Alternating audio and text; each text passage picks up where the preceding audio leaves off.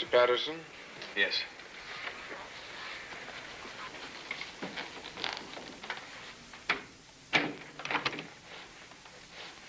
I'm Weber, the house proctor. Yeah.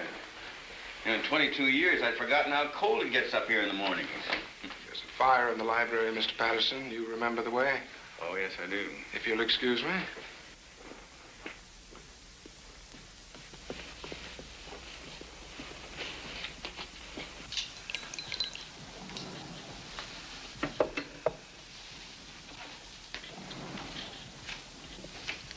Andy?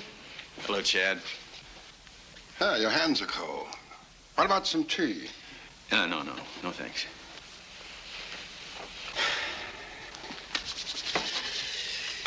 Hey, it's a wild idea, initiation at sunrise, isn't it?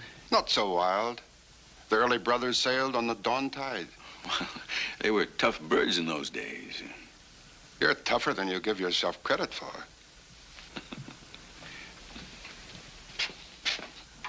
Sunrise in a few minutes, gentlemen.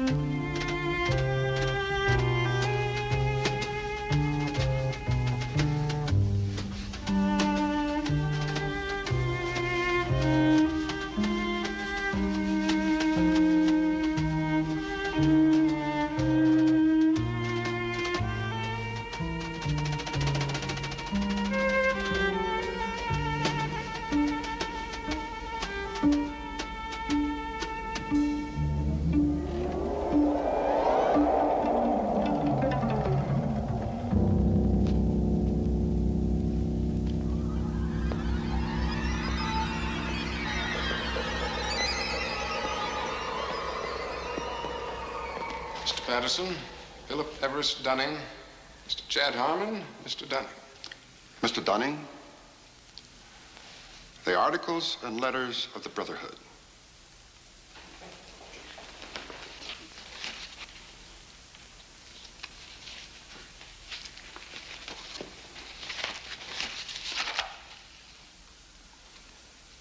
Do you swear that having been entrusted with these articles and letters since midnight this night, that you alone read them and did not communicate their content to any person whatsoever?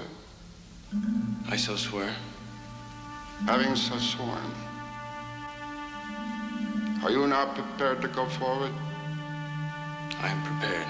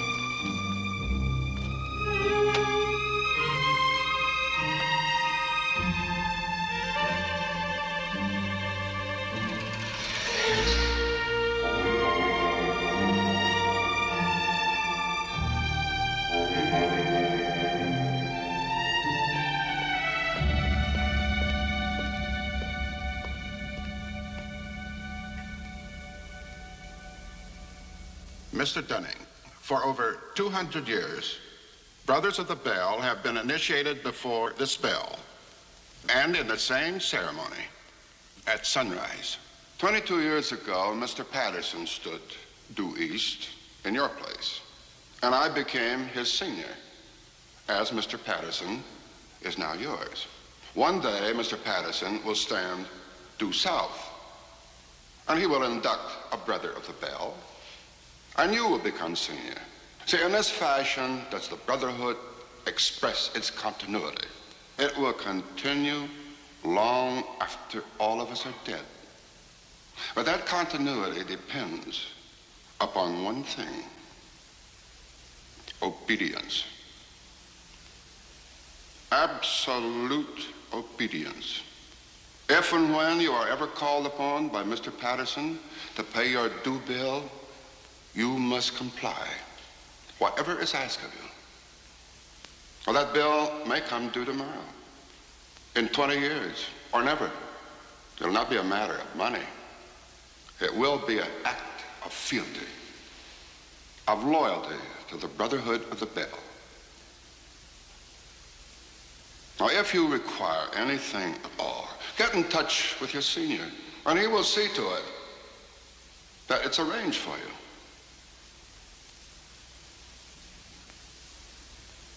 Are you ready for the oath? I am. The oath, gentlemen. I, Chad Dunning, do swear in absolute faith that I shall reveal no secret of the Brotherhood of the Bell, that I shall respect my brothers and myself, that I will act as they desire, secure their interests as if they were my own. And I pledge this, my honor, my fortune, and my life.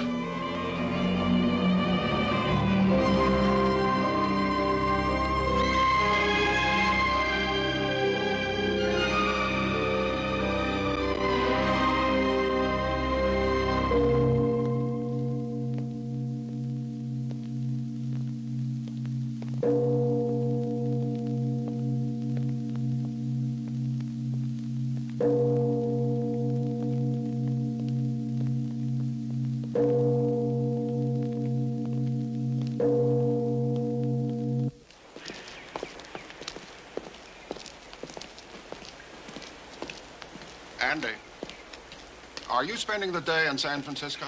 Oh, no, I have to make the afternoon flight home. It's a pity, really. Thought we might have lunch together. Oh, by the way, drop in at this address before you leave. Oh, excuse me.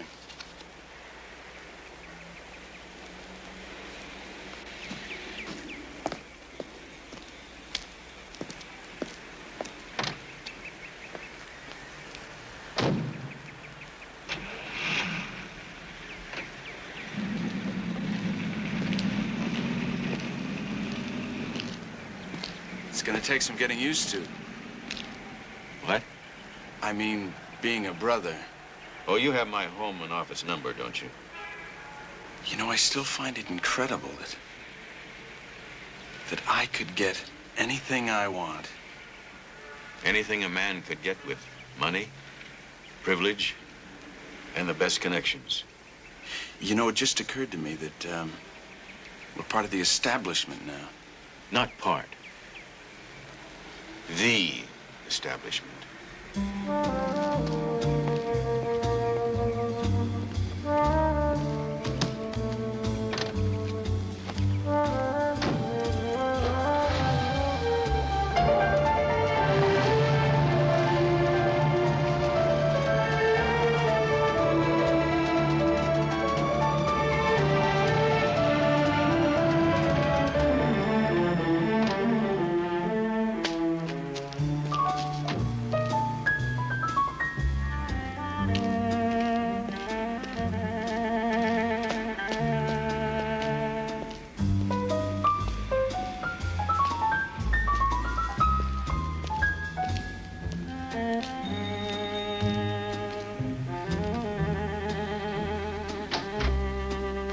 My name is Patterson. I believe I'm expected.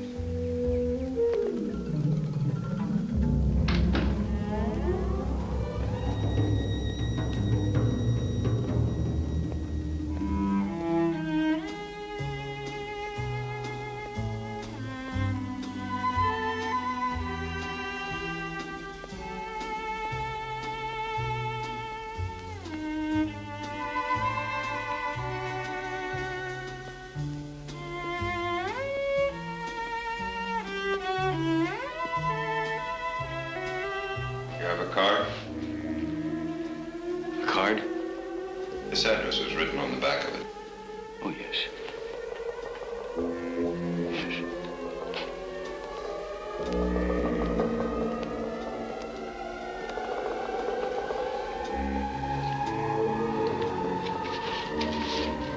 An assignment from the Bell for you. This has materials which will assist you in the completion of that assignment.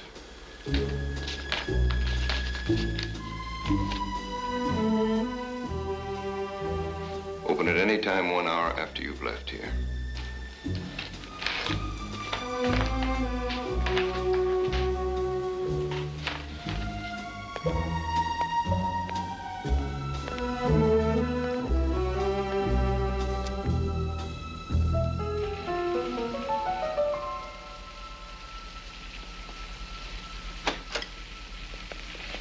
Andy, I'm delighted you could have lunch with me before leaving. Sit down.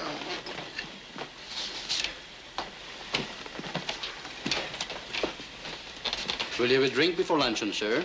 No, thank you. Have a margarita. Paul does it very well. On second thought, perhaps a straight scotch. No, thank you. We're having sand dabs today. A small salad with lemon and oil dressing? Yes, all right. I'll be fine, thank you. Andy, calm now. Do you know what my assignment is? Oh?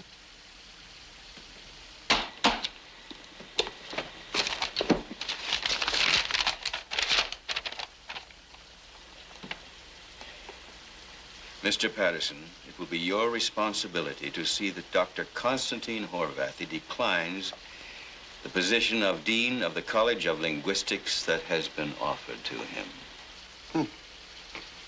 The Bell must want that post for someone else. Well, I understand that. Then why the frantic phone call? I thought from your manner that the Bell has asked you to murder someone. They have. The Bell has given me this file on Dr. Horvathy that contains the names, addresses, and descriptions of every person that assisted him to defect 2 years ago. This file is the death sentence for over 30 human beings if I send it to his country's embassy. Well, I presume Dr. Horvathy will see that as quickly as you, so you needn't use the dossier at all. Do you think I could send it if he refused to step down? Do you? Andy, your presence at the initiation this morning was no accident. It was a reminder of your vows of obedience. So if it comes to that, you will, yes. But why look at the worst of it? Do you know Dr. Horvathy well? Yes. Vivian and I were among his first friends when he came to work at the Institute. Well, then put it on a personal basis. Persuade him that it would be in his best interest to stay where he is. The climate is good. The Institute is congenial. He likes his associates there. Stress all the positive elements, Andy. Look, what happens if he gets kind of curious and says, why are you so interested? Huh? What do I tell him then? This discussion is becoming burdensome. You have already broken one of our rules by discussing this assignment with me, but I will pass that now. You were given an assignment and the means. Do it, Andrew. Do it. And be grateful. More isn't asked of you.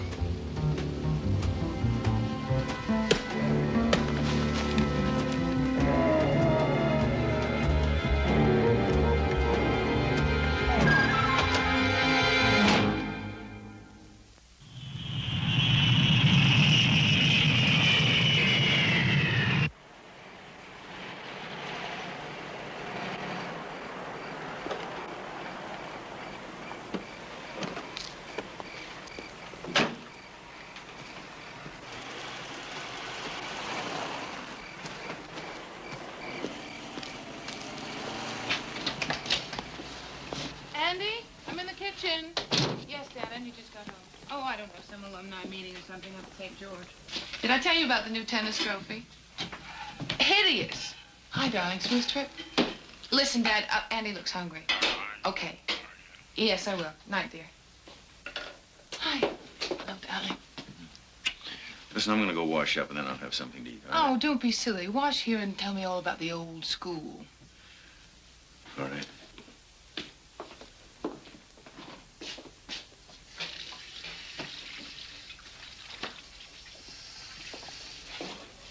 Voila.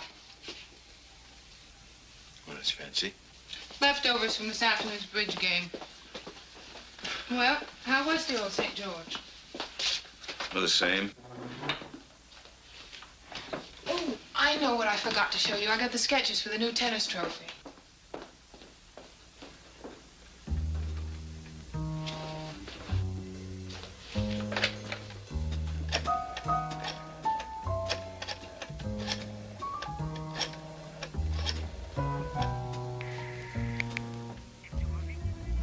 Professor Horvathy, please. Oh. When did he leave? I see. No, there's no message. Just thank you very much. Right. Andy, I can't find him. Hey, listen, I gotta go to a briefing tonight. Something about micrographics or, I don't know. Oh, you're kidding. Well, Jerry Fielder would like a full turnout, seeing as, I'm senior staff member. I sort of have to. I'll go put on my faculty wife uniform. Well, honey, you don't have to go. I know what the otherwise think of me, and, I think I just may show up tonight and shock them.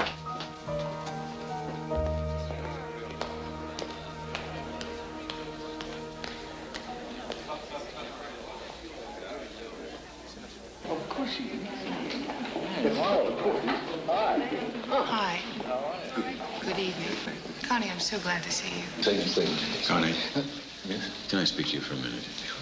You guys gonna come back in time to hear Parliament? Yes, we'll be right back. Excuse me. Number one.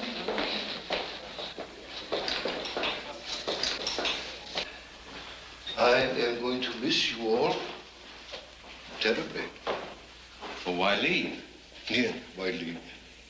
Andy, you are a good friend, a dear friend. You know, for a man of my age, a European, it is almost impossible to make a new friend. Seriously. That's why I prize you so much. You have told me at least a dozen times how much you like the Institute, you like the climate, you like the staff, the surroundings. Please, Andy. I mean, you're not going to like it back east. I mean, it's not like you're trying to prove anything. I mean, you're an established figure in linguistics.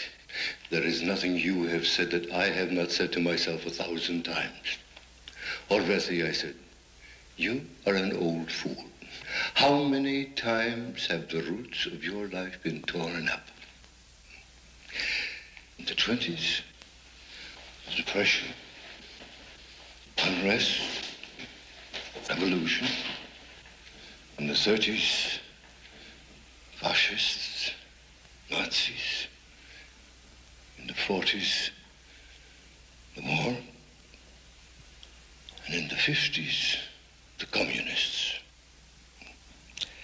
Come, let's go back inside. Constantine, listen. As a vital personal favor to me, pass up the appointment. What? Pass it up. I promise you'll have a more important opportunity. Do you realize what you are saying? There is nothing more important. Please, I beg you. Why does it matter to you so much? Why are you begging? I can't tell you. Please, on faith. Please, trust me. No. Reasons. You have given me no reasons yet.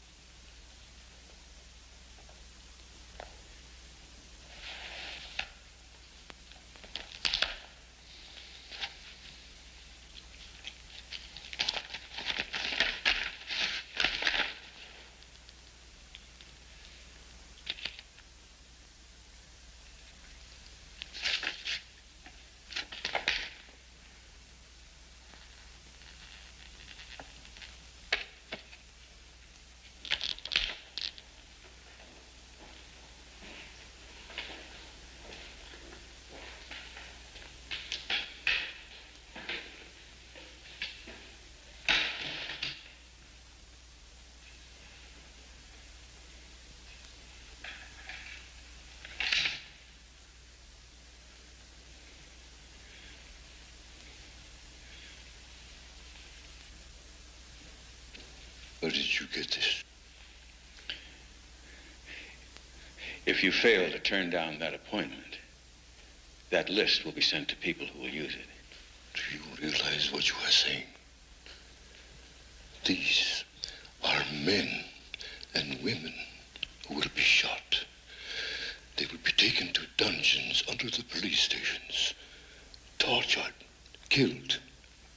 I'm not going to use it, but there are those that will.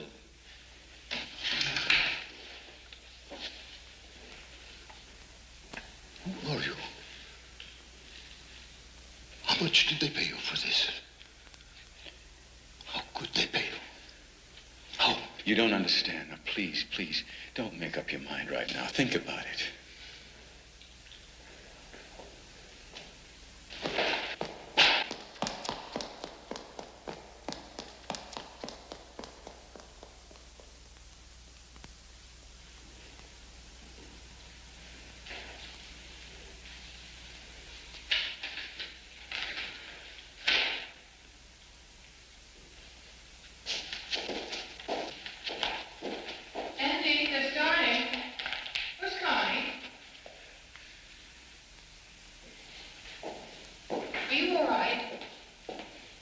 Yes. Are you sure? The Fielders are expecting to have dinner with us. You go on with them. I can't. You saw Dr. Horvathy. Was he in good spirits? Oh, mister, I don't know. The poor man's entire family was murdered in a concentration camp. He didn't have anybody in the world.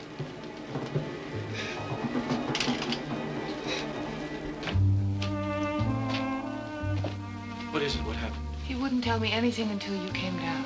We were told that you knew Dr. Horvathy very well. What do you mean, knew him?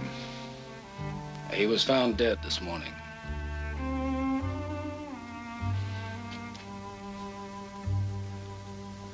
What happened? You spoke to Dr. Horvathy last night, didn't you? Yes, yes. What did you talk about? Wait. We talked about his leaving his... Did he look forward to that job? Yes. Did he complain of bad health? Oh, you didn't. I never knew a man who complained less about anything in my life. He had no enemies that you know of? Of course he had enemies. He was very outspoken politically. Political enemies, you mean, in Europe? He was a very brave man.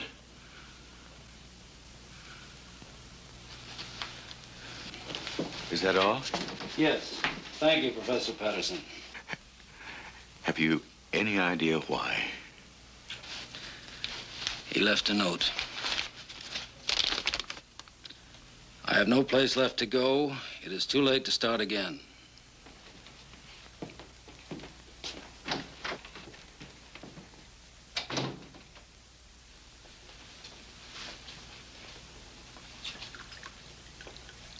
I can't believe it. I can show you the file he sent me. I don't mean I doubt you. I just can't believe that you could keep a secret like that for so long. I had no reason to tell you until now. Now I'm a murderer. Oh, Andy, please don't say that. Don't, please. And I'm going to tell the police. Tell them what? About the bell? About your membership? Oh, I'm going to tell them what I told you. But you can't do that. You said they had a rule about keeping silent.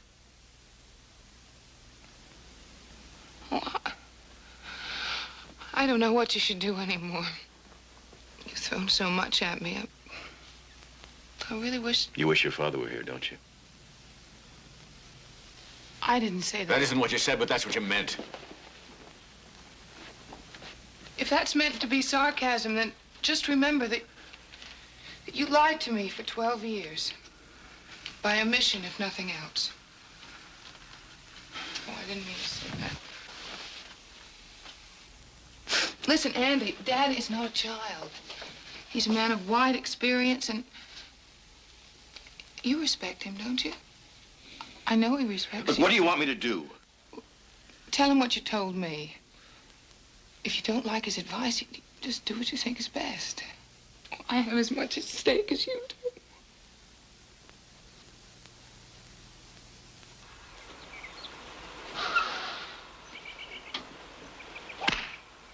Harry? Hi. Listen, I gotta talk to you. Vivian all right? No, she's fine. She's fine. Oh, why don't you walk around with us? No, not now. Okay. Sorry, gentlemen, you'll have to forgive me. Next week, perhaps? Great, sure. Now, what is it? Health, money, or a divorce? No, none of those. Well, it can't be anything too serious, sir. What did you do with those papers? Oh, I have them right here with me. I'm going to turn them over to the police. Look, if this fraternity is as big and important as you say, and I'm not doubting you, Andy, believe me, wouldn't you do better to go to the federal government? I mean, rather than some local police department. I have a friend in the Federal Security Service. No, I hadn't thought about that. No, but you're right. I have a good idea from time to time. Listen, Harry, I got to tell you something. I know that in the past, Vivian's the baby in our family. I expect she'll go on turning to me when the pressure's on, as she has done since the day her mother died. But I don't want to get in your way, Andy. Truly, I never have wanted that. You see, I don't blame her, for not trusting me. Because I haven't really been completely truthful about the bell. But you see, now she's got to share the result of whatever happens. What will happen? I don't know. I know the Brothers of the Bell will punish me. See, they have unlimited powers. Forgive me, Andy, I don't think unlimited powers are so easily used these days. Not by governments or organizations. But you wait here. I'll go and call my friend. Oh, ask him if I can see him this afternoon. I'll ask.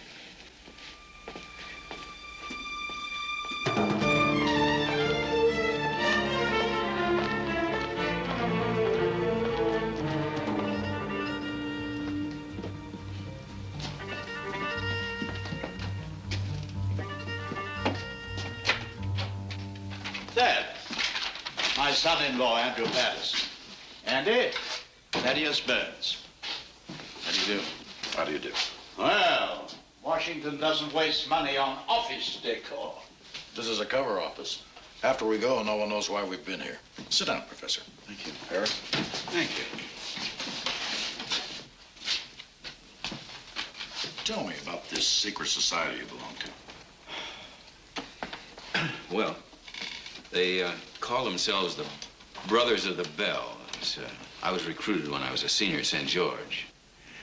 It's a very old organization. It must be, I think it's about 200 years old.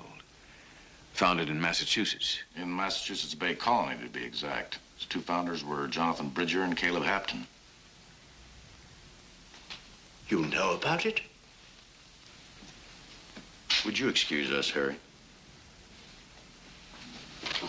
Shall I wait? Listen, Harry, I want to thank you for everything you've done. Anything I can do to help, anything at all, call on me. Thanks a lot. Ed.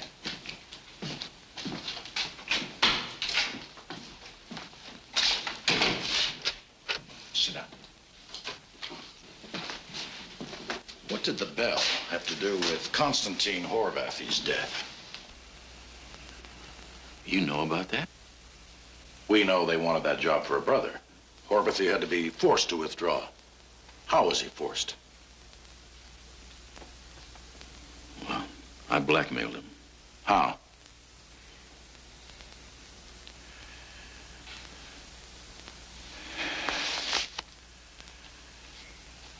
With this list.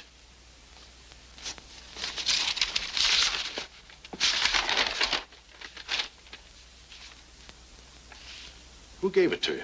Oh, I don't know the man. Never saw him before in my life. You were simply told to go to an address. Yes, that's right. And there you were given two envelopes, one containing your assignment and the other the means of executing that assignment.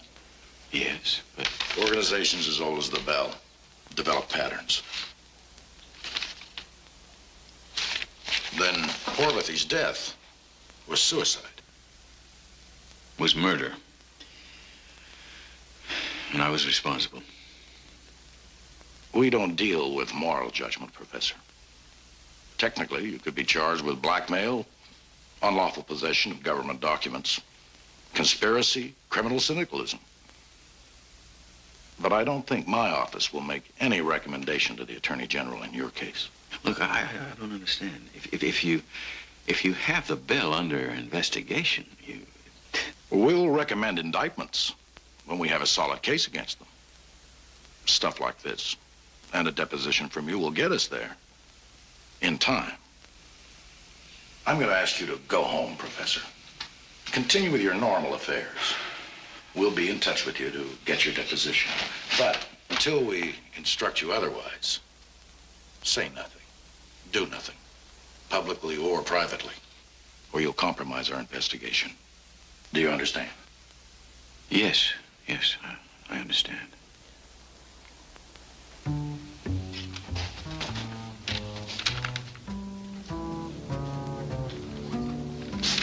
Professor, if it's any comfort to you, if this list hadn't stopped Horvathy, the Bell would have stopped him more painfully.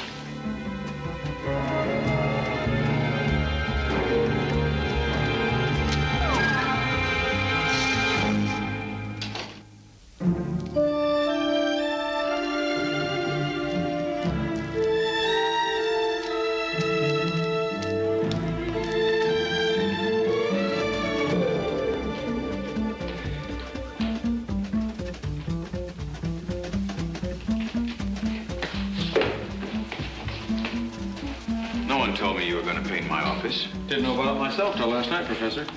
Oh, for Pete's sake. Oh, Marge? Marge, where's my secretary? She's on vacation.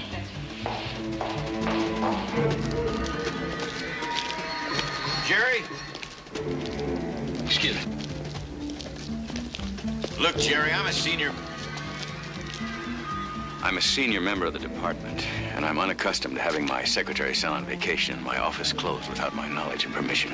Well, I'll get you another girl in another office. That's not the point. What about my papers, my files? Andy, ask me anything. Don't ask me to fight painting schedules. Take the week off.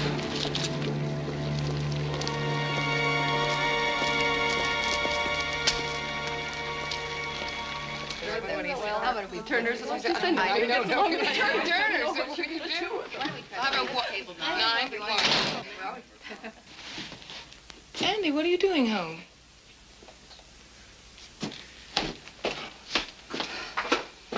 Excuse me.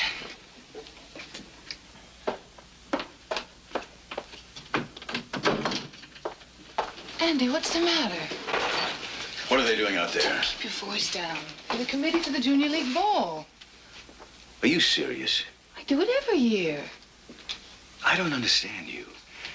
I really don't understand you. There's a man dead just 2 days. He's dead because I killed him, and you're out there worrying about who's going to sit next to who at some silly country club dance. What else do you want me to do? Well, I sure don't expect us to go on living the empty life we have been living, that's for sure. You went to the Institute to work today. I went there because I wanted to get out of the house and not think. So I just didn't want to think. Oh, I see. You want me to sit here and think. What do you want me to do? I've known these people all my life. Do you want me to go in there and tell them why I can't pay attention to the Junior League? Darling, Professor Horvathy was a dear, sweet man, and I'm sorry he's dead. But I can't accept the idea that it was your fault. And I won't accept the idea that it was mine. Look, I know it's not your fault. I know that. I guess I can't expect you to not go on living your life the way you always have. But I can't. Don't you see, I just can't.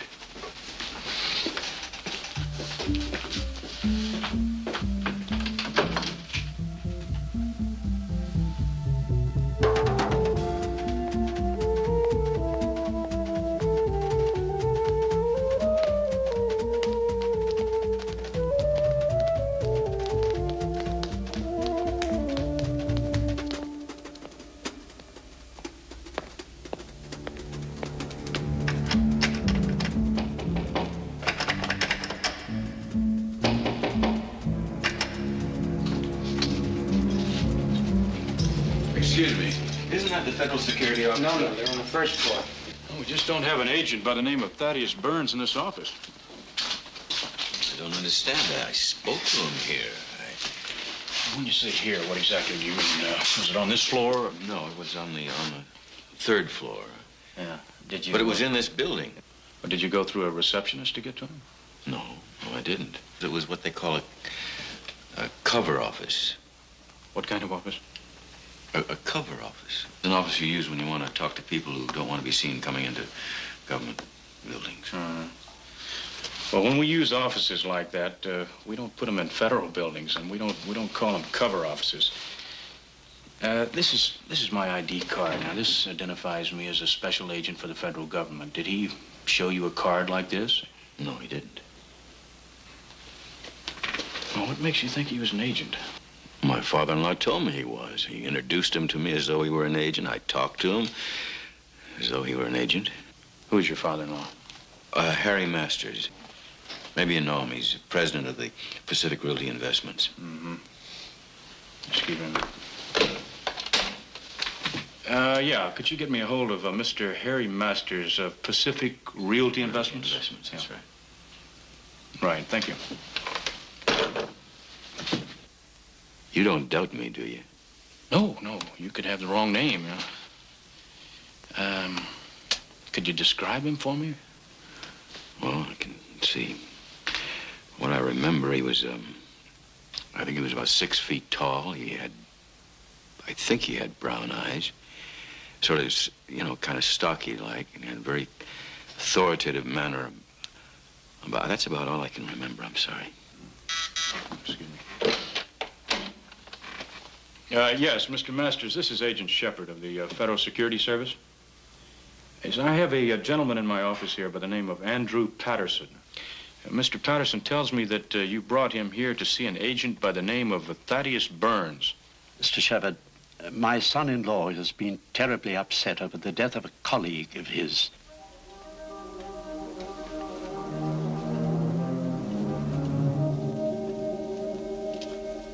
Yes. I see. Yes.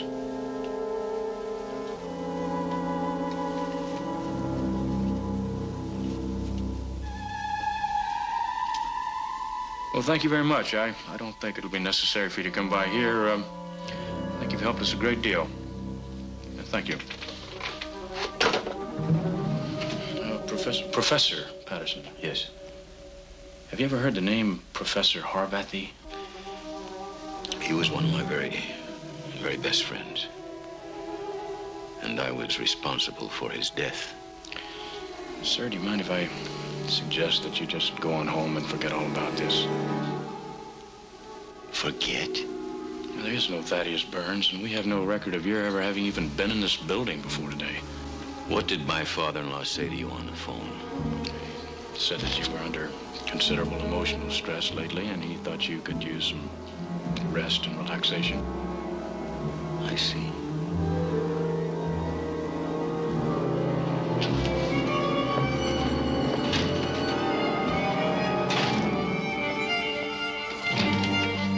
Mr. Masters in? He's in a damn place. He's not alone, Professor.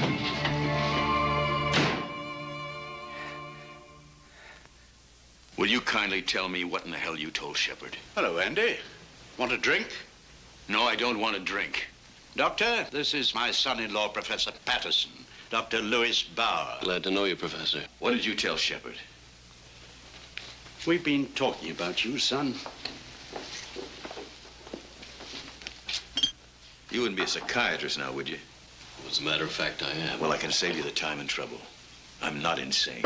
No one suggested you were. What did you tell Shepard?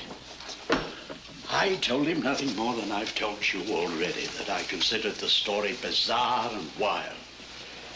I also said that I thought you needed rest, perhaps psychiatric care. But you didn't tell him that the agent you took me to see did not find the story bizarre. As a matter of fact, he took the file I had to use as evidence. Andy, I thought you'd understood from Mr. Shepard that there was no agent named Burns. You did confirm that much, didn't you, Professor?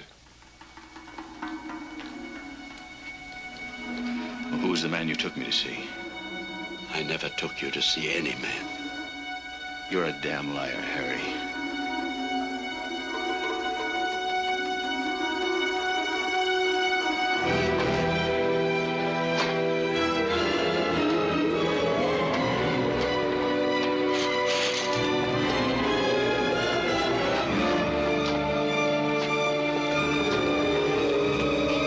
Are you crazy?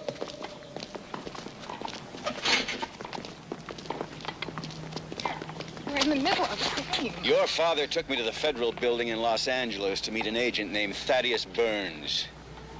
Now, we talked for about 20 minutes. I gave him the file I had, along with my instructions from the Bell. You already told me that. Your father now flatly and absolutely denies he ever took me into any federal building in Los Angeles or that he ever knew any agent by the name of Thaddeus Burns. What? He didn't lie only to me.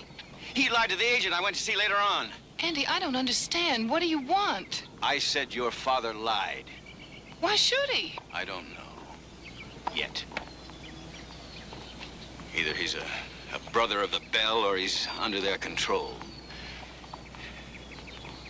But he lied. You want to know who I believe? Yeah. That's about it. Andy, you're my husband. I have to believe you. That's not part of the wedding ceremony. You're being impossible. I said I believed you. What more do you want? Look, maybe I want a little more conviction, right? 72 hours ago, you opened a secret part of your life and told me a wild story. Ever since then, it's been one thing after another. Now you call my father a liar, and you accuse him of being part of a conspiracy. All right, maybe he is. Andy, you've got to give me a chance to adjust myself. I can't make instant changes in the way I think and feel. Time. That's all I ask.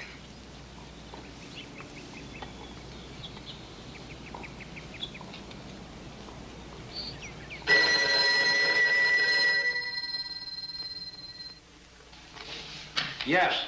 Well, Jerry, this is Andy. I can't talk to you now. I'm swamped. Listen, Jerry, I have kind of a problem, and I'd like to discuss it with you. I'm going to have to cut you off. I have a desperate situation here. Come on, get me off the box and pick up the phone. I'm in trouble. I want to talk to you. I'm sorry, Andy. We've been going very hot and heavy here, but I'm not going to be able to talk to you until tomorrow. Now, I have to be firm about that, and I mean rock firm.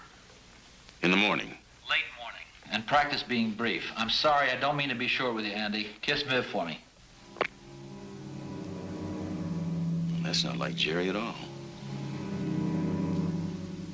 Honey, there's something going on. I don't know what it is. Something's happening. Something... You know, it's like fog going around the corner of the building at night. You know, it's there, but you can't see it. Something strange is happening, Vivian. Something very strange.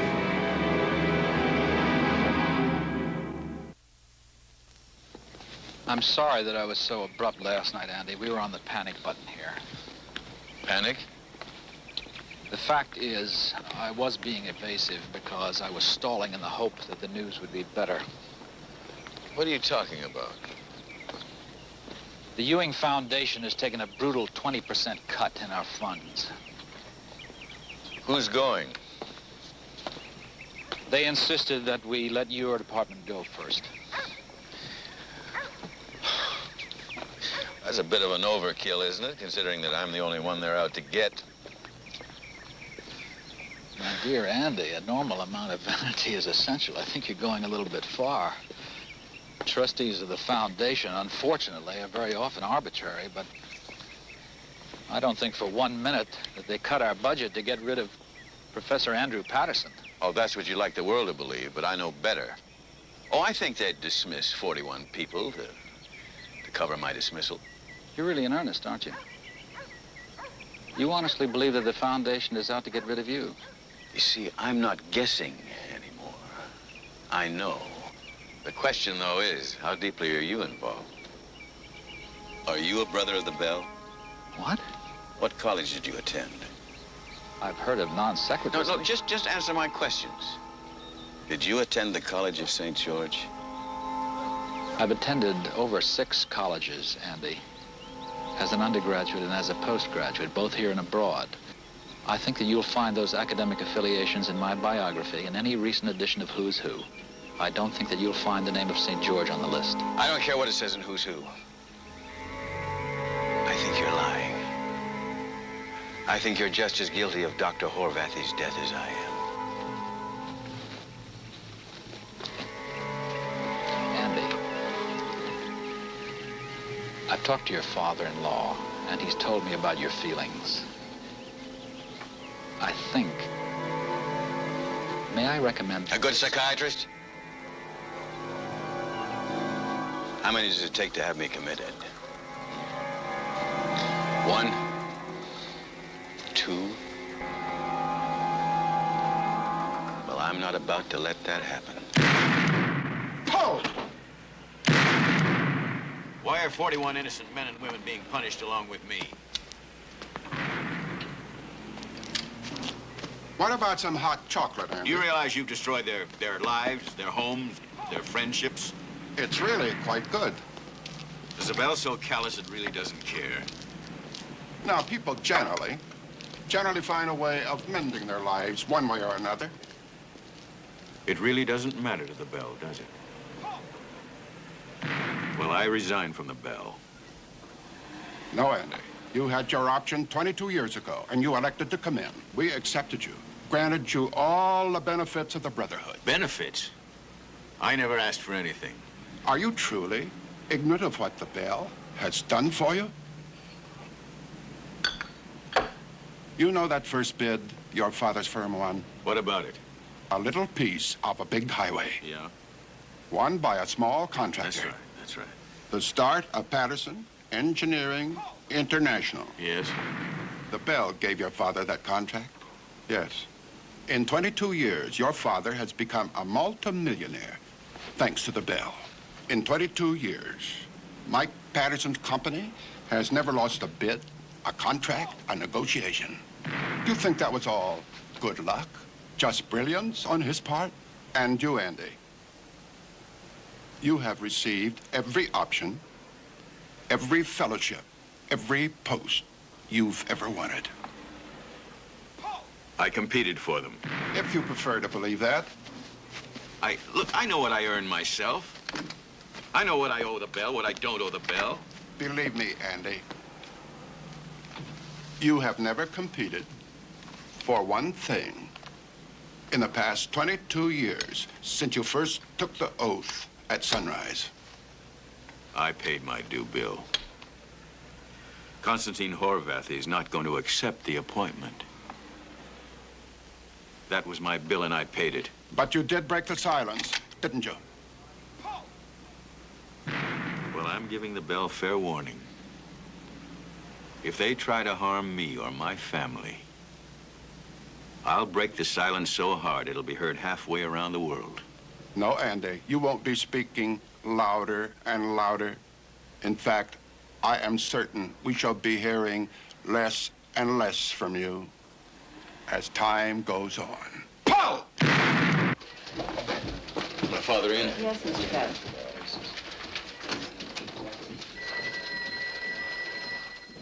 You're telling me that I didn't build this company? You remember what you told me when you sent me off to college? Know the right people and you can go anywhere? And the right people send their sons to St. George? Well, that was only an expression. No, you were right. Oh, you were absolutely right, because that is the place where you joined the Bell, and the Bell made you a millionaire. Well, this generation gap is too much for me. I'm accustomed to kids who hate the world they didn't make, but you're telling me that I didn't make it?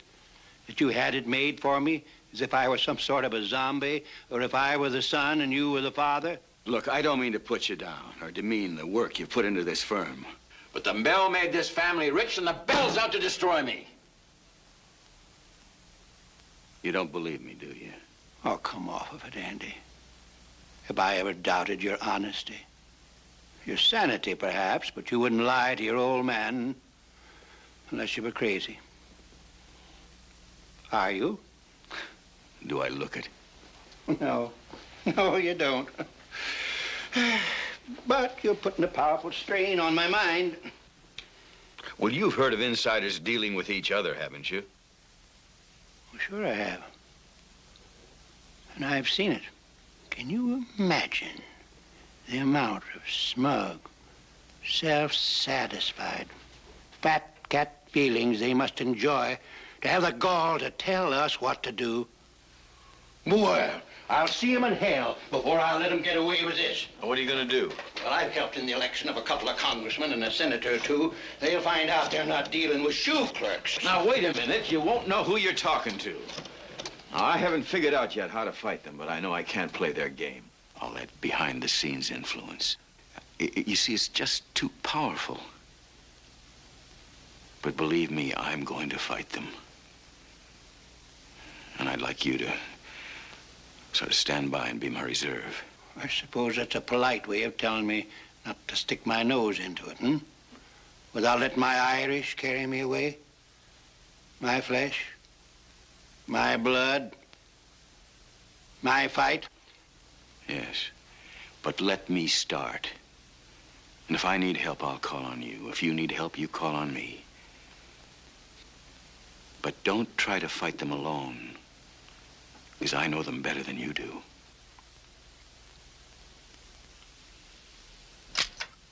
There is in existence in this country a secret organization known as the Brotherhood of the Bell. I was a member of that organization for 22 years. And as a member, I was ordered to blackmail Professor Constantine Horvathy. An act which I'm ashamed to say I committed. Now, as a result of that blackmail, Professor Horvathy committed suicide.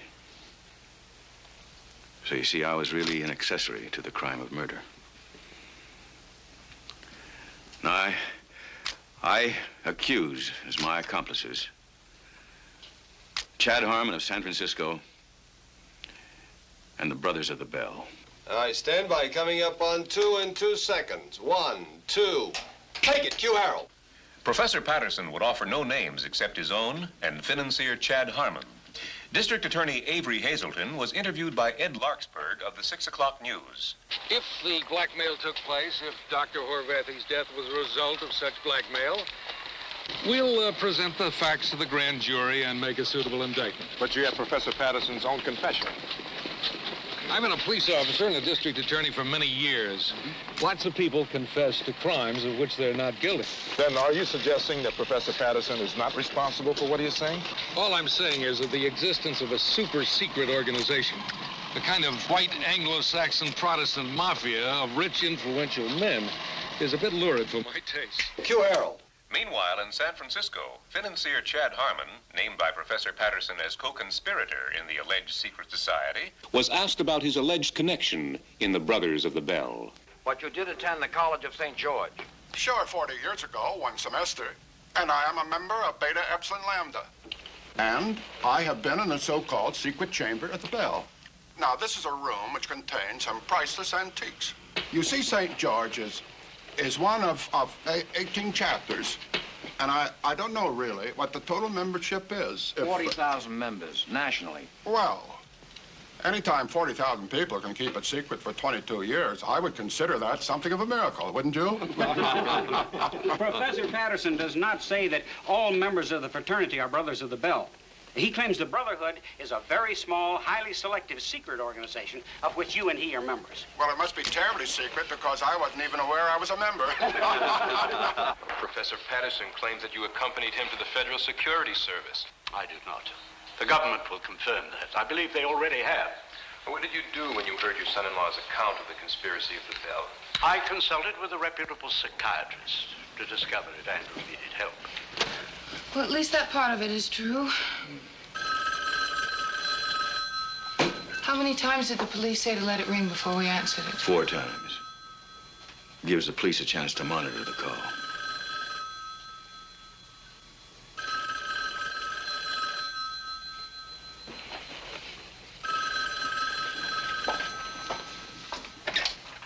Hello? Oh, hi, Dad. It's fine. Yes, he is. You want to talk to him? Hold on. Look, I don't want to speak to your father. It's your father.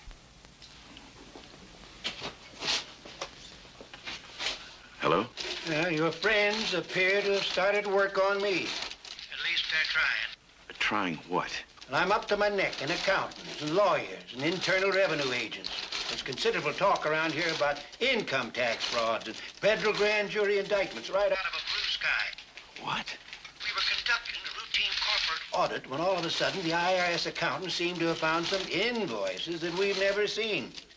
The only reason we're not yelling forgery is no one can give us a reasonable motive for creating such forgery. The Bell has a reason that has a good reason. The fight is on my end of the field, and I will not back away, and I'm not asking for help, yours or anyone else's. What are you going to do? You let me handle this, son. Maybe they won't be bothering either one of us when I get finished.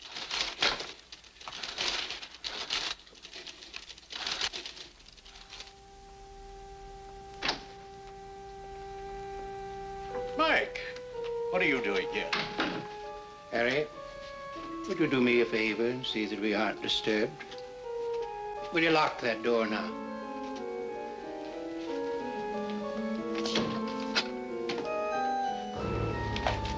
Harry, let me tell you something. I don't call press conferences like my son. I've had men crowd me before when I was a ditch digger, and I used my fists, and I'm not above using them now. What's the matter with you, Mike? Are you crazy? Don't misunderstand me, Harry. I'm not talking about a beating. I'm talking about a killing. With my two hands, Harry. You see, I believe, my son, there is a Bell, or whatever you call your little boys' club. It doesn't exist. You are going to get on that phone and call your buddies and tell them to call it off now. Do you hear now? I can't. You see, I can beat you to death, and I am going to unless you make that call.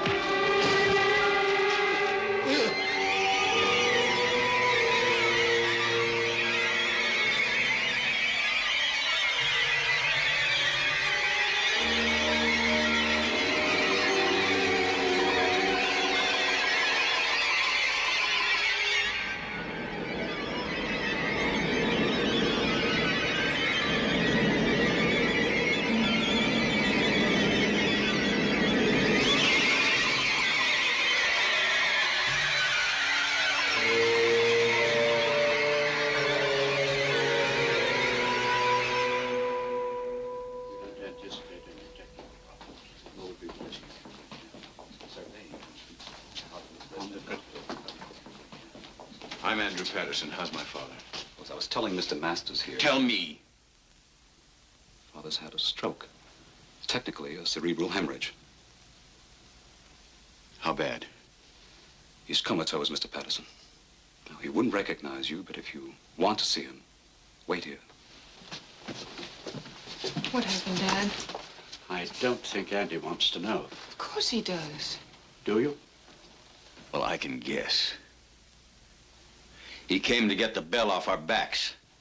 I blame you for this, Andy. Your neurosis drove him to this. You get out of here. You get out of here now.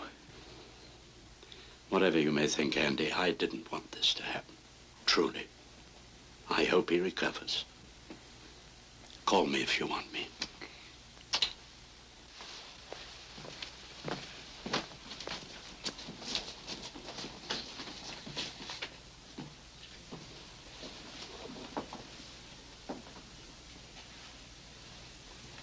Mr. Patterson?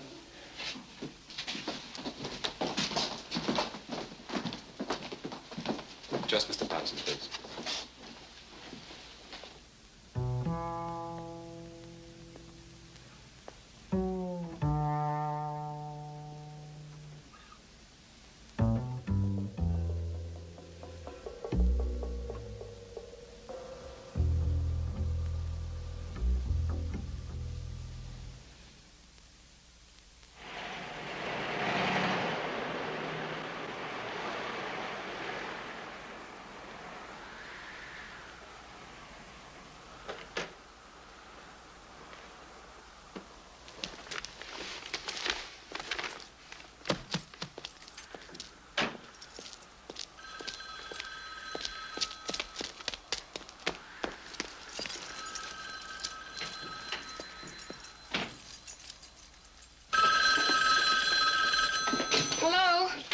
Oh, hello, Andy. Yeah, how is he? Well, there's no change. They don't know when he's coming out of the coma. If he does. You sound exhausted. Well, it's just that I feel so responsible for what's happened. Oh, darling, please don't talk like that. Do you want me to come back to the hospital? Oh, no, Vivian. I'd like to be alone with him.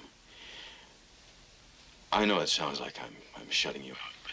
Don't explain to me. I understand. Just stay with him. Vivian? What's that? What happened? Nothing, darling. The light just burned out in the kitchen. I was a little surprised. I feel a little foolish standing here in the dark. Well, you're not alone, are you? I mean, this isn't Margaret's night off. Now, darling, please don't fuss. I'm perfectly all right. I have neighbors on both sides, and I'm a grown woman, and I don't frighten easily. Just stay with him. I'm sure everything will be fine. We all will, darling. Okay. Bye-bye.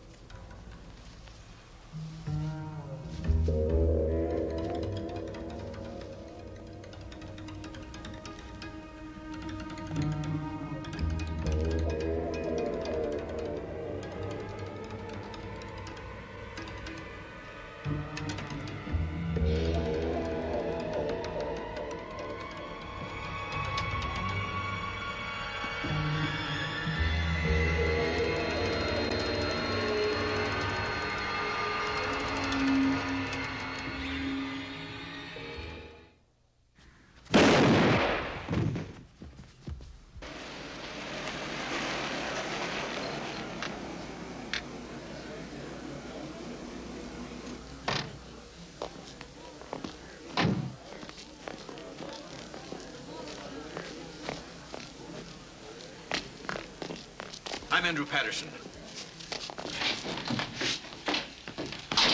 Are you all right? Did they identify the man? Who is he? It's Baxter. Mr. Baxter. Baxter? You mean our next-door neighbor? Evidently, your neighbor thought there was a prowler in the house. I was using a flashlight when the lights went out. You remember I was talking to you on the phone when it happened. Oh, thank God I didn't kill him. Oh, it was one of those mix-ups. Good thing it didn't turn out any worse. Are you satisfied with Baxter's story? Of course it happened that way. Well, let me ask you, is there any reason why we shouldn't be satisfied? There's an organization known as the Brotherhood of the Bell that's out to harm me and my family. Please don't go into that. It happened exactly the way the police said it did. It was a mistake. It was a mistake on my part, and it was a mistake on Mr. Baxter's part.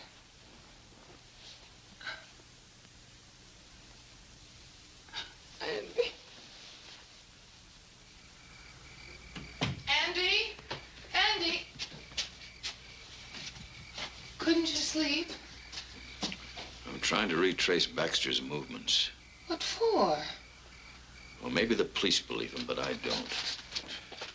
I believe him, Andy. Why did you panic? Why did you shoot? Because a month ago I wouldn't have. Because a month ago I wasn't afraid to be alone in this house. And because a month ago my life was not a recurring nightmare. I'm sorry. I don't know how I'm going to face it. It was an accident, all right?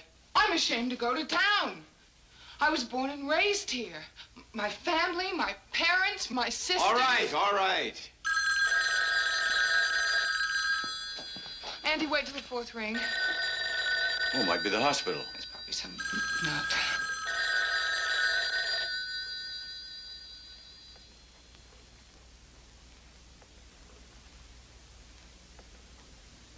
You see, it was.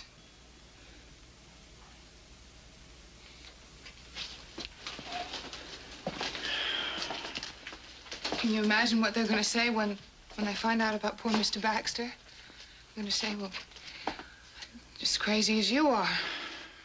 Does it matter what people are going to say? I mean, really. I'm not as strong as you are, Andy. I don't want to hear them say, oh, Vivian Masters, she's gone ape just like her husband. Do they still call you Vivian Masters after 12 years? I meant Patterson. Did you? Don't psychoanalyze me. It's cheap and it's easy to call me hysterical. Just as it's cheap and easy to call me a nut. I never have. Oh, darling. Please, let's just sell the house. We'll sell the house and we'll go someplace, somewhere together. Just the two of us, until this all disappears. Oh, we can sell the house, but all this isn't going to just disappear, you know. What do you mean? Well, I have a couple of television and radio interviews I'm going to give. Why? Well, because Is there anyone left in the civilized world who hasn't heard about the Bell? The Brothers of the Bell? I owe Constantine Horvath a debt. You don't owe him anything. I paid.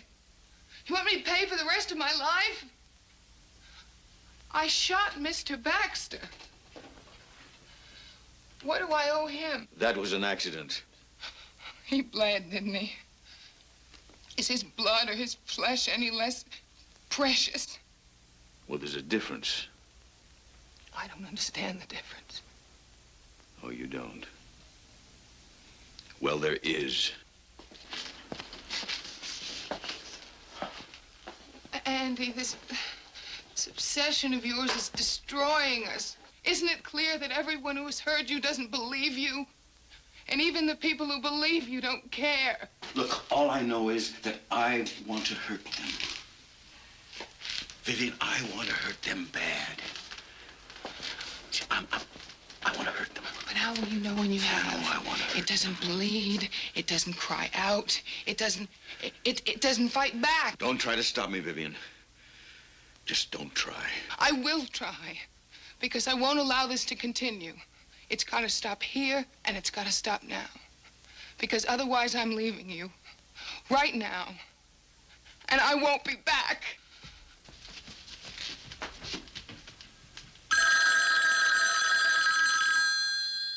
All right, go ahead, you lousy creep.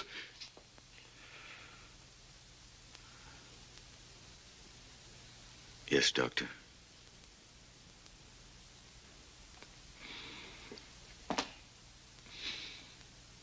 I know you did the best you could. I know.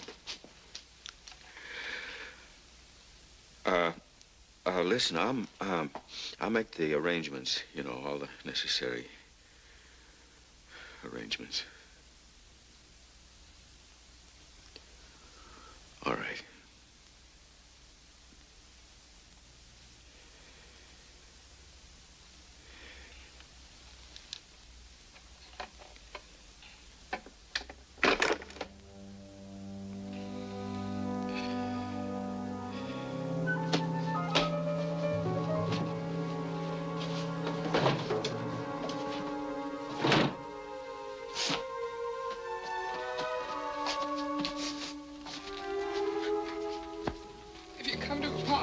forget it.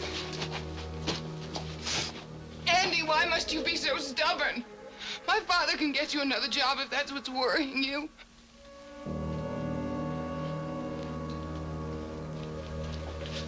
Look what you've caused with all your hysteria.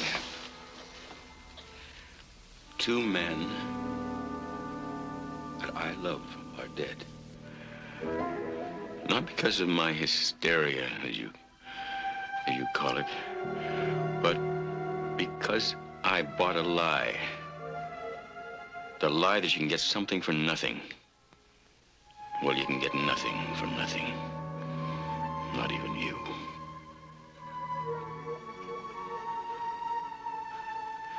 You were given to me just like everything else. Now I have to give you back, and I don't care. I just don't. I don't want you anymore. I don't know what you're talking about. Just get out. Just get out.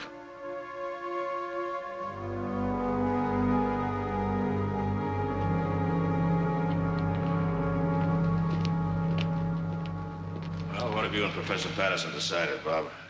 Bart, this is a cheap cop-out. I'm sorry. I'd sue him for every nickel he's got. Look, I changed my mind. Take it easy. What do you mean, take it easy? I didn't sign anything, did I? Bob, why don't you sit down and rest your ulcers, huh?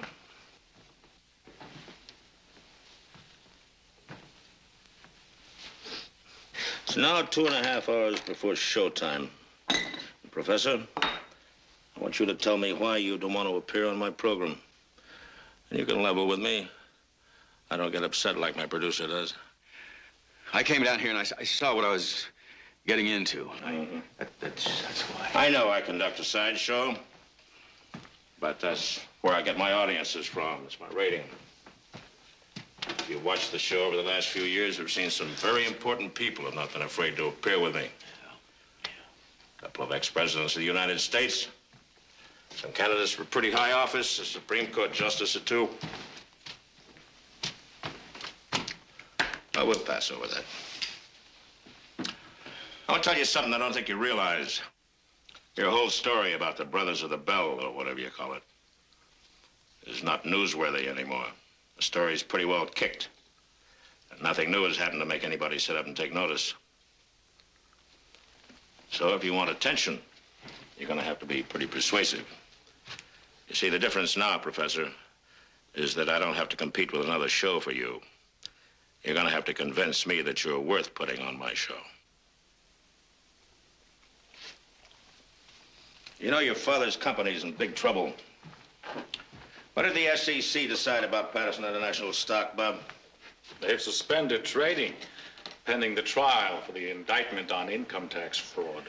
The word's around that your house is up for sale. Is that true or false? Yes, I put it up for sale. And that your wife has left you because she thinks you're a kook? Well, we're separated. But the reasons are our business, nobody else's.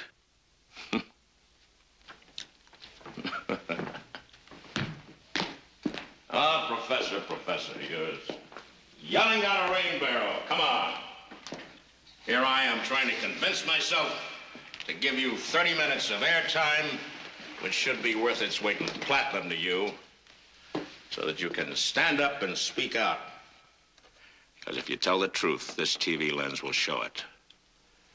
But nothing shows up a phony quicker than this TV lens either, Professor. Now, if you believe in what you say, you can make 1 million people believe it too. This organization was responsible for the death of Constantine Horvathy. It was responsible for my being dismissed from the Institute. And it was responsible for the indictment against my father, Mike Patterson. And you persist in these accusations despite the fact that you haven't come up with one shred of evidence, Just wait a minute now. And as far as the indictment about my father's concerned, there was evidence that there was forgery in some of those documents. There was forgery in some of those documents. Thank you, Professor. I think we've heard quite enough of your story. And now we're going to open up the forum. Anybody can step down to the little red box and ask any question he likes. We have a gentleman there. Gentleman coming to us. Yes, sir. May we have your name, please? Chief Wabinzi. Chief? Oh, chief of what? In the land from which I was brought, I was of a clan of chiefs. I beg your pardon, Chief. Do you have a question for Professor Patterson? No question, but an observation. The microphone is yours, Chief. This organization which the gentleman describes is not secret at all. It is well known to every black man, woman, and child. Is that a fact? Yes, Mr. Harris. This is the white power structure of the United Racial States of America. The United what? Racial or racist, Mr. Harris? There's only one thing that unites the white people in this country, and that is their racism. And the organization which the gentleman describes is well known to us. Really? Yes, really, Mr. Harrison. You need not take that sarcastic tone with me. I beg your pardon. I wouldn't upset you for the world. I'm awfully sorry. Now, I take it that you understand all about the professor's organization, the Brothers of the Bell. Is that correct, sir? They can call themselves anything they want, but we know essentially what they are. They are the enemies of my people, of my blood. And they have not been a secret to me, Mr. Harris, not for 600 years.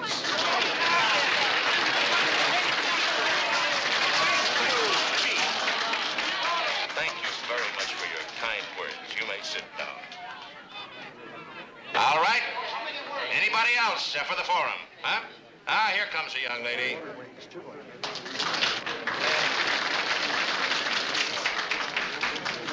May I have your name, madam?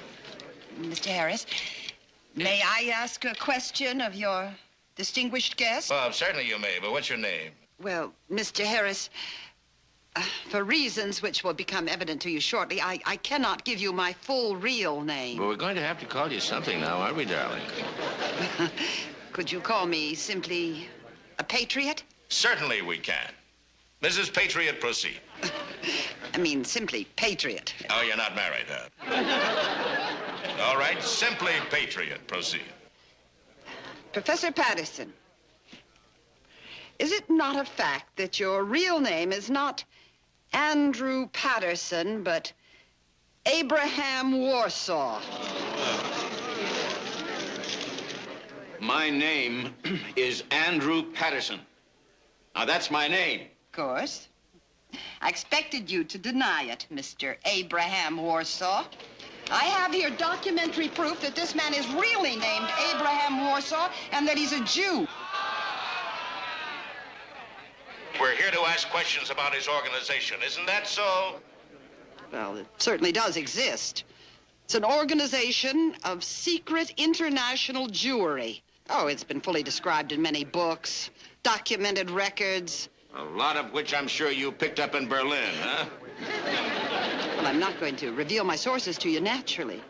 Well, I mean, after all, these people are out to kill anyone who would expose them. But if you desire, I could give your viewers a post office box in Pasadena where they can get literature that exposes this organization of Jews and their hirelings.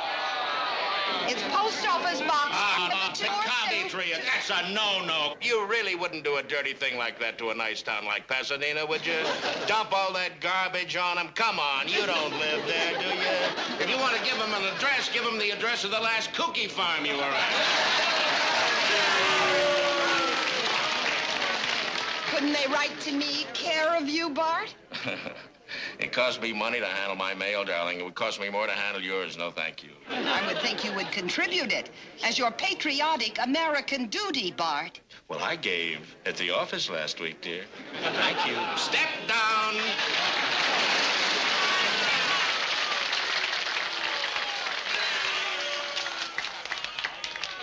All right, quiet down a minute. I want to say something.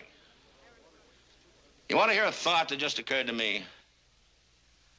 I don't think our Professor Patterson is part of a Jewish conspiracy or part of a white power conspiracy. But he is part of a conspiracy. The Brothers of the Bell, I am certain in my mind at this moment, is, in fact, an underground Catholic organization formed by the secret College of Cardinals in Rome, formed to seize political, economic, and religious control of the United States of America.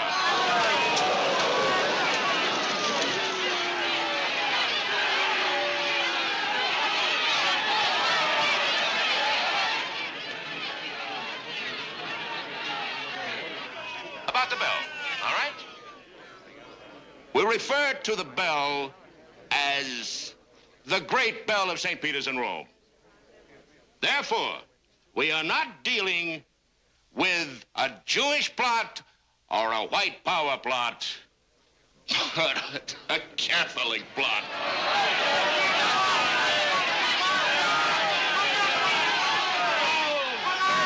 Well, thank you for your observation, Mr. Harris.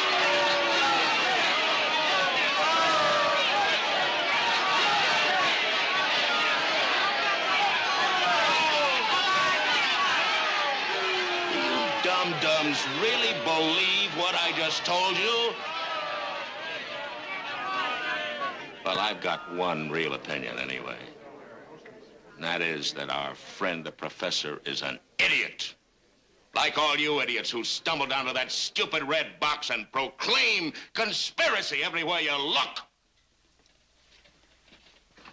The truth of the matter, Professor, is that you lost your job, your wife ran out on you, your father's company faces financial ruin, and your father had to die to escape a jail sentence. Isn't that right? All those things are the work of the bell. Oh, sure they are. Anytime anybody lowers the boom, it's somebody else's fault.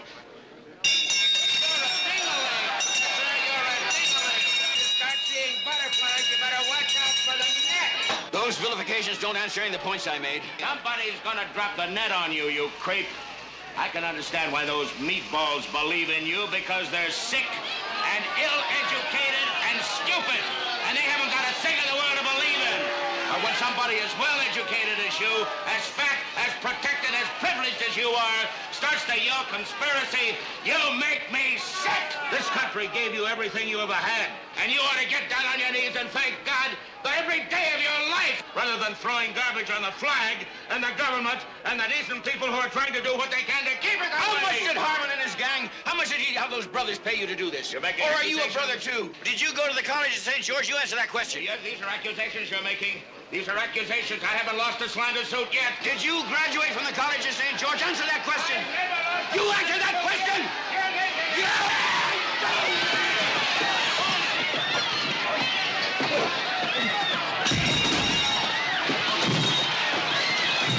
Don't stop the camera. I want this whole thing on tape, Al. Do you hear me? I want it all on tape.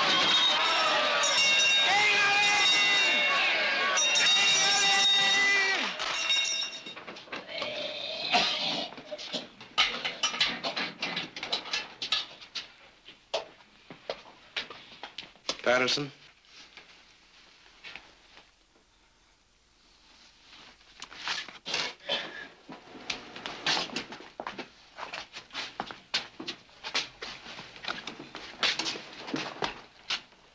You posted my bail? Yes. I pulled some strings to get you out an hour earlier. The newspapers are going to get a picture of you sooner or later, and I thought you might look more presentable later on. Come on.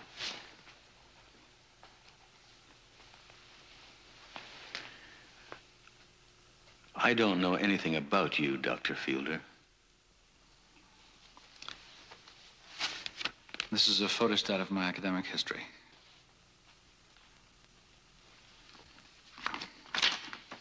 You won't find any mention of the College of St. George. I posed two possibilities to myself. One, that the cut in funds made by the foundation was completely arbitrary. And two, that it was not and had a hidden purpose. The purpose was to get rid of me. Yes, I agree. The Ewing Foundation told me that the cut in funds was made at the direction of their bank. And the bank told me that it was against their policy to disclose who decided what they did. However, I threatened to make an issue out of it. Tell me something. How many members of the investment committee were alumni of St. George? One, the chairman. I don't think that constitutes real proof. But I began to get other signals. Such as? I felt honor-bound to help all those who had been separated as a result of the cut to get comparable or better jobs. I succeeded in every case except mine. It was as though your name was on an invisible national blacklist. It is. You two are going to be up till all hours, so I'll say goodnight. Andy, why don't you sleep here? Oh, no. Listen, Betty, if I stay in this house, it'll bring in nothing but trouble, you and your family. It's just no good. You're staying. No, it's... Jerry agrees with me. See you in the morning.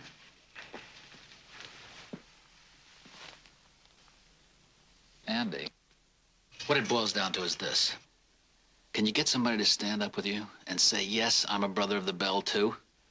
I suppose I found him. What good would it do? Why should they believe him? They didn't believe me. Well, don't know if it'll work, but it's one of those strange quirks of human psychology.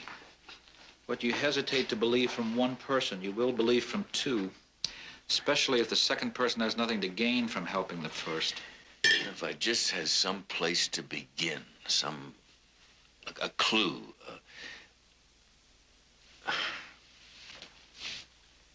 Come on, why don't you get some sleep? We can do this again in the morning. Come on.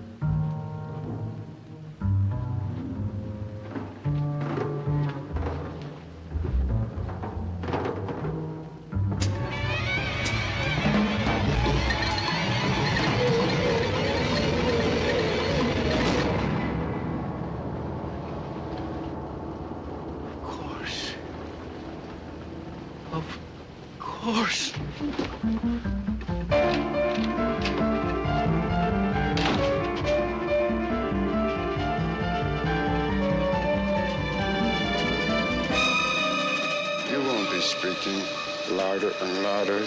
Andy, this obsession of yours is destroying us. I am certain we shall hear less and less from you as time goes on. Isn't it clear that everyone who's heard you doesn't believe you? My flesh, my blood. And even the people who believe you don't care.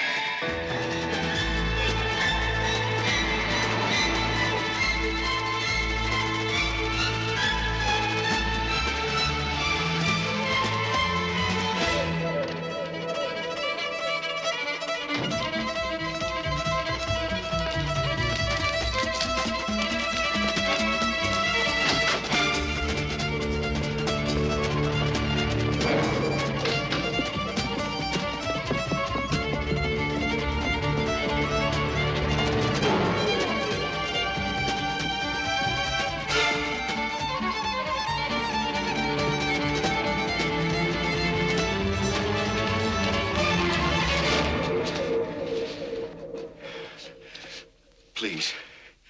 I just want to talk to you, that's all.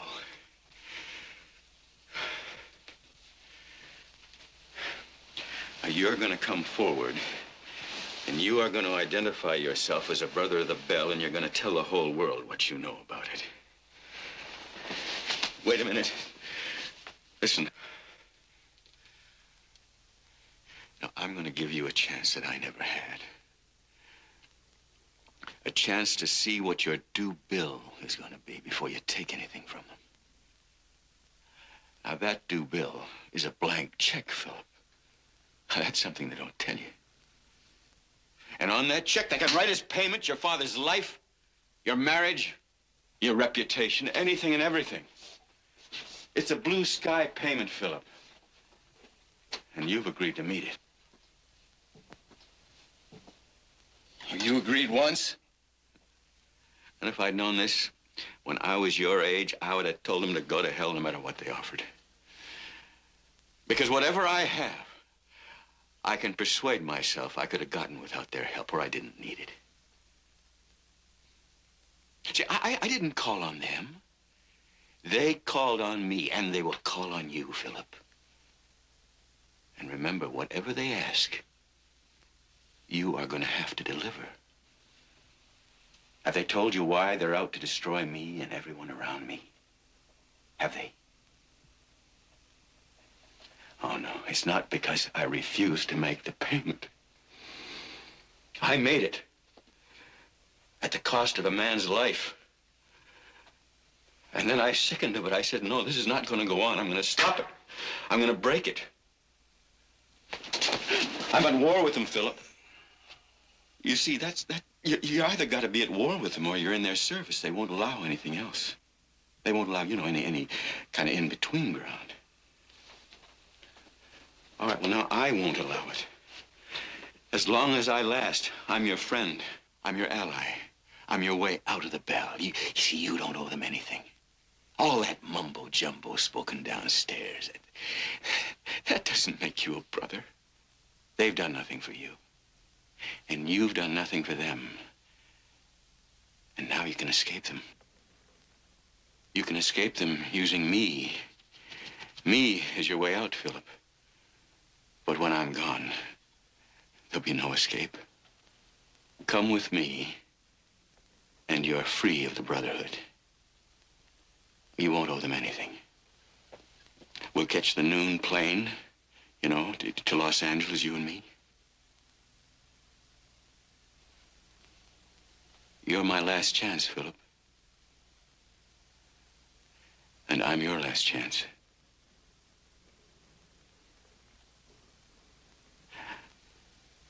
Do you know what I'm saying? What I'm offering you? What that freedom is worth?